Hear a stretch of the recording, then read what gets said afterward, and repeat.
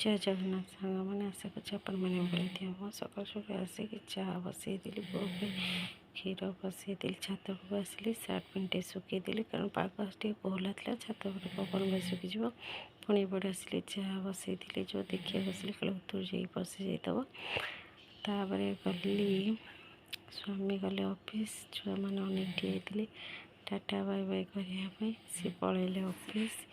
एपटक आसली आज देखी पोई नाड़ी सहित एपट शाग शेखी उल्टा पुल्टा करदेली को मसला लुण हलदी पकई भल से कषी कषी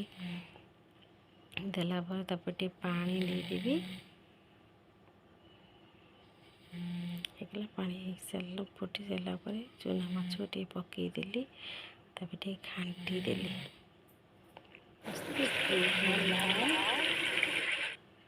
भात कली आज डालमा कली पलि आसली तरकारी करी छुआ सोयाबीन आलू झोल करी एपटू पलि आली सार्ट पैंट केते पड़ता सार्ट साइज सुइज कर रखीदेली